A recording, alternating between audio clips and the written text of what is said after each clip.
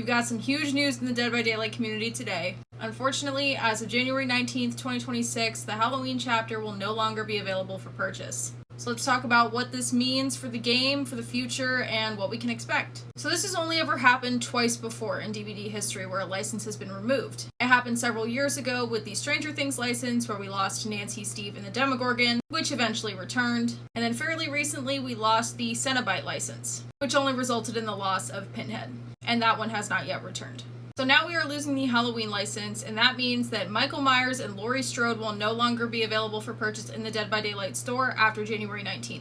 It also means that as of January 19th, the Lambkin Lane map will be taken out of rotation. And finally, it means that both Laurie and Michael's perks will become general perks with new names available to all players.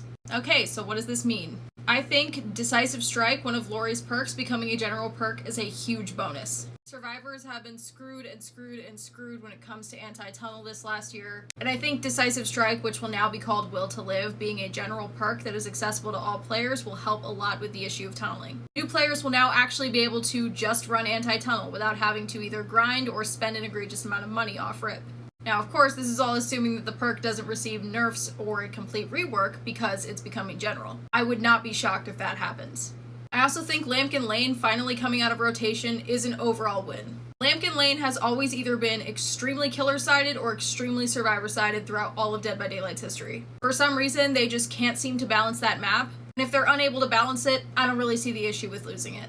All in all, though, this is really sad for me as a veteran player. The Halloween license was the first license to ever come to Dead by Daylight. In fact, it was in the game before I started playing. The chapter released on October 25th, and I started in late November, early December of 2016. So it's really sad to see the very first license that kicked off this game's future go. If you're curious as to why the license is going, don't blame behavior. It's not their fault. Early next year, Gun Media is releasing an asymmetrical horror game based off the Halloween movies, where Michael Myers is the killer.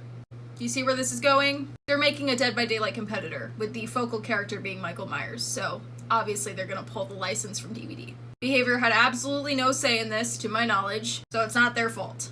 But what do you think? Do you think the loss of the Halloween license is an overall positive or an overall negative? And how do you feel about it? Let me know down in the comments.